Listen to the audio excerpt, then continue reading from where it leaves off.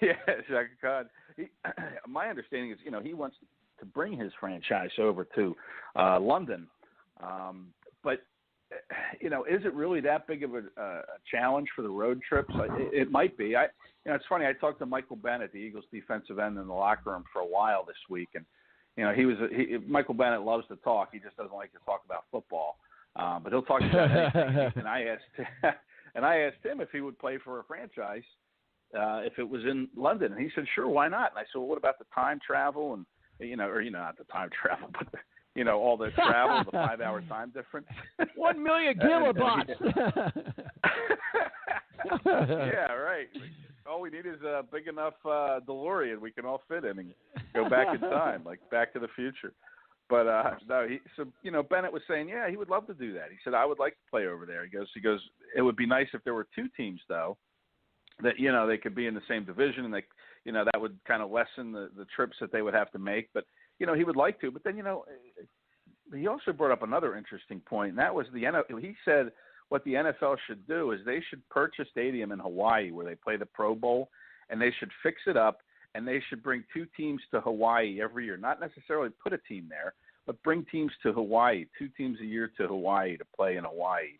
And he said, but the NFL would have to make a deal where Hawaii doesn't jack up the prices on its hotels, the air travel, the restaurants, because he goes, that's what they do during the Pro Bowl is they make it ridiculously expensive to go there. Hawaii does. So, but he said it would be pretty cool to play a game in Hawaii, bring 2 teams to Hawaii. Why do we go to London when we could stay in the United States and play in Hawaii if they would fix up that stadium? So I thought that was an interesting idea. I said, you should talk to Roger Goodell about that. And he said, yeah, he goes, I might. But yeah, I would like to see. I've come around on this London idea. I wouldn't mind seeing a team over there, 2 teams. I think it would be kind of cool to play over in London and kind of make that part of the NFL circuit. And I really think that they sell out those games over there, so it's very popular over there in England, and it's getting more and more popular, like you mentioned. And they don't necessarily bring the team. When they first started this, they brought the teams over there for a full week, remember? And they practiced there, and they had press conferences there, and it was this big deal. Now these teams don't begin to arrive until later in the week, so it's become more routine to have games there, but that hasn't lessened the impact on fans. They still love it. They still pack those stadiums. And I think the NFL, believe it or not, is heading that direction. They just have to figure out how to get franchises over there. Will it be an existing one like Jacksonville, or will they create one, in an expansion mode, or will they try to find another struggling franchise to move that way? The Chargers would have made sense. I don't know how welcome they are in L.A., but they're not going to move all the way across, the continental U.S. and then fly across the ocean to set up shop in England. So, that's the issue, is how do you get at least one team, if not 2 teams in there? And I really think Goodell is kind of committed to seeing if he can't make that happen. Well, the Chargers probably aren't going to be welcome in L.A. much longer if the Rams keep doing what they're doing. Well, let's kind of get through these games. We'll start with your game tomorrow. Yeah. The Birds do travel to London to take on the Jacksonville Jaguars. The Jaguars played a very tight game against the Chargers, and it came down to the wire. Chargers get the W, though. At the end of the day, that's what matters, the W's and the L's. And the Eagles are definitely in need of a huge change and a huge win in London to turn your season around there. Yeah, and the Jags, and they're in the same boat. These are 2 teams that were part of the Final Four of the NFL last year, both played in the championship games of their conferences. So both teams are at 3-4. The thing is the Jaguars are used to playing over there. Now, I know you could say it's different teams, but the core players remain. Doug Marrone has been the coach, whether as the head coach or an assistant, since 2015. This is their 6th appearance at Wembley Stadium, the Jaguars, and they're 3-2 in those games that they've played over there, and they've had 8.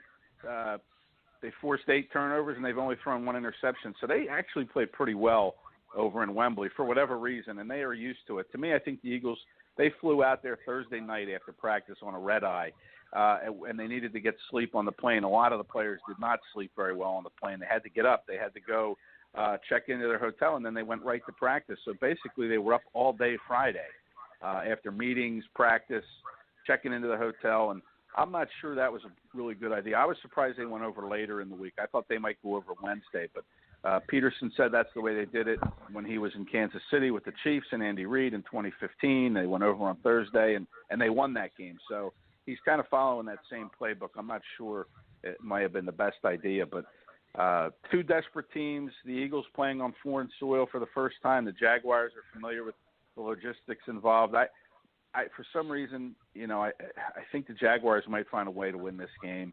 Blake Bortles got a little disrespect in the locker room by Malcolm Jenkins this week when Malcolm was talking about his little flare-up with Eric Reid before the game last week. And Colin Kaepernick, he said, all I have to do is look at our opponent this week to see that Colin Kaepernick deserves a job in the NFL, which is a clear slap at Blake Bortles. And, obviously Blake Bortles hasn't played well. He was benched last week. The Jags haven't scored a first-half point in 3 straight games. They've been outscored 57-0 in the first half of those games. But the Eagles really collapsed last week against the Panthers, and that might give them some motivation, obviously, to play a full 60 minutes. But for some reason, I just think the Jags' familiarity with London is going to find a way for them to get a win in this game. Well, a couple of housekeeping things with the Eagles, and we'll get on to some of these other games. The Eagles rule out Corey Graham and list Halatagenanage, whatever his name is, as questionable. That's going to be an issue. And the other really long name that you guys need to sign is Hobi Malafani. I do not know how to say that, and I'll clearly admit that, but certainly he had cleared waivers. The Eagles should strongly consider signing the former second-round safety Aweigh Malafonia. It sounds like I don't know who that is. It sounds like this. You miss what was his name? Now I got a brain fart. Rodney McLeod, right? McLeod? Oh, yeah, right. And a much easier name to say than whatever that name is you're trying to say. Obifonwu.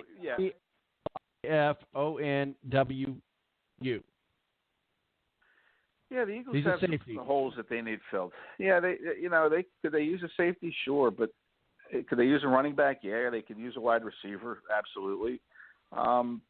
But the Eagles are sitting at 3-4. If they lose this game on Sunday for the Jags, they're 3-5. The trade deadline is Tuesday at 4:00. Does Howie Roseman, who makes these decisions, does he decide that, hey, we're sitting at 3-5, we can still make a run at this thing and try to trade for somebody, or does he say, you know what, I'm going to hang on to my draft collateral because, realistically at 3-5, we're not going anywhere. I think you have to make an effort to get somebody. I don't know who it will be. You mentioned Corey Graham being inactive again. This is his 3rd straight week he has missed.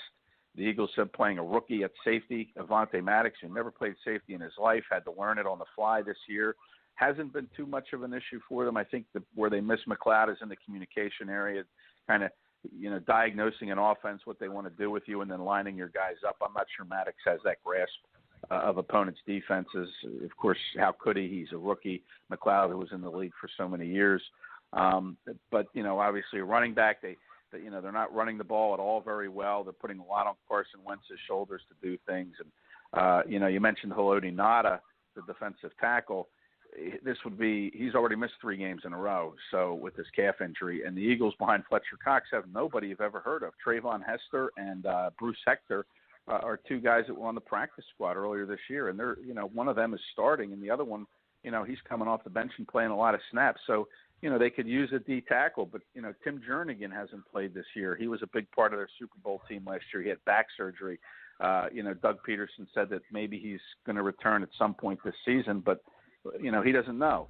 So, the Eagles have a lot of issues, and I'm not sure a trade is going to fix what they need because they need a lot, to be honest. And at 3-4, maybe 3-5 after this weekend, what impetus do they have to make a deal? I know the NFC East is wide open, but,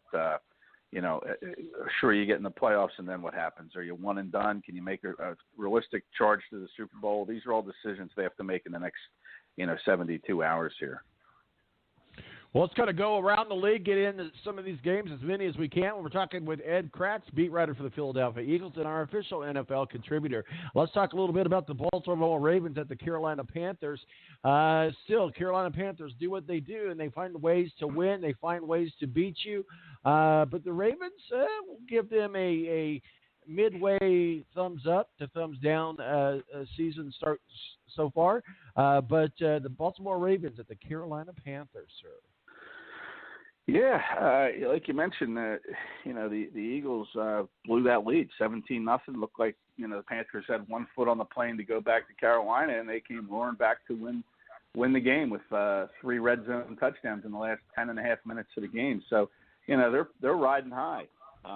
But Baltimore's playing well. I know they've lost a couple lately. The game's in Carolina. I think the Panthers are feeling good about themselves, and why not? I think the Panthers are going to find a way to win this game, and they have to do it to keep pace with the New Orleans Saints in that AFC or NFC South. Well, the Cleveland Browns have Baker Mayfield. Pittsburgh Steelers have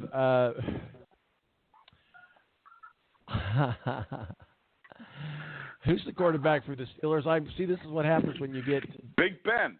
Big Ben Roethlisberger. Good God Almighty! Yeah, it just went right in my ear and out my ear. But Baker Mayfield, I mean, certainly you got to be impressed with your rookie quarterback. You certainly got to be impressed if you're a fan because they've actually been able to put together somewhat of a decent showing, if you will, especially compared to where you got a lot to compare to against Browns in the past. So by all accounts, the Browns are having a very successful season. I just don't know that they're good enough to go into Pittsburgh and win. Well, this game they tied in the season opener, right? That game was played in a hurricane or a tornado, whatever it was. I mean, there was a lot of rain that day in Cleveland, and they finished in a tie. But yeah, this is a game to me the Steelers have to win. If they want to win that division, they can't lose to the Cleveland Browns. The Browns are playing well. Of course, they traded Carlos Hyde, running back, and they for more of a feature role for Nick Chubb, and we'll see how that pans out in the long run. I think it's a good deal. I think Chubb's a talented back. You see what Sony Michel, his running mate there at Georgia, is doing in New England now. I think he got a little nicked up.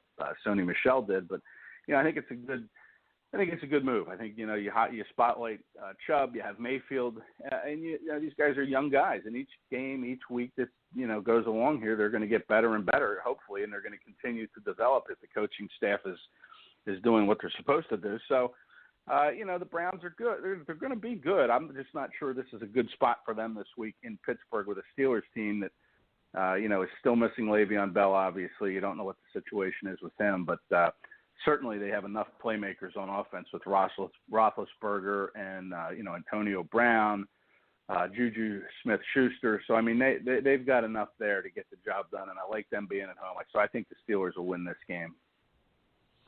The Denver Broncos go into Kansas City at Arrowhead with Andy Reid and Patrick Mahomes, probably one of the best rookie that we've seen this year, and certainly certainly just a stud all the way around. I don't see any way at all that the Broncos go into Arrowhead Stadium. You might not say it's a hostile environment, but it's a loud environment. And Kansas City Chiefs and the Broncos, I think the Broncos just need to get this one over with and get on the plane and go back to Denver. It does look like a mismatch, but again, it's a division game, and sometimes these division games, because these teams don't like each other, they play one another twice a year. They can go in an unexpected way, and maybe Denver can find a way. I would be surprised for sure. I think Kansas City will win this game, and in Denver they're talking about having a fire sale of their own. Kind of like the Raiders are having, and maybe getting rid of Demaryius Thomas, the wide receiver, trading him. There are a lot of needy teams out there at receiver, so maybe he becomes a target of some of these teams. And then, they're talking about maybe even turning over that secondary, Bradley Roby, getting rid of him, or Chris Harris, trading him. And I know the Eagles have been talking to the Broncos quite a bit about that possibility. So, again, if the Broncos lose, where are they going? So maybe they become a seller and they start selling off some of their pieces. If they win, and I don't think they will, then, maybe they hang on to some of those guys and see if they can't make a run. But, I don't expect that to happen. I think the Chiefs will win this one pretty easily. Broncos will begin their own version of the Raiders fire sale. Well, the Jets go to Chicago, to a very improved Chicago Bears. Mitchell Trubisky, quarterback there. Certainly, I think the Bears have improved enough that you got to give them a win over the Jets. Yeah, and the Bears played the Patriots really tough last week. That was a dogfight for Tom Brady and the Patriots to go into Chicago and find a way to put up, I think it was 38 points and win that game. And Now you have a Jets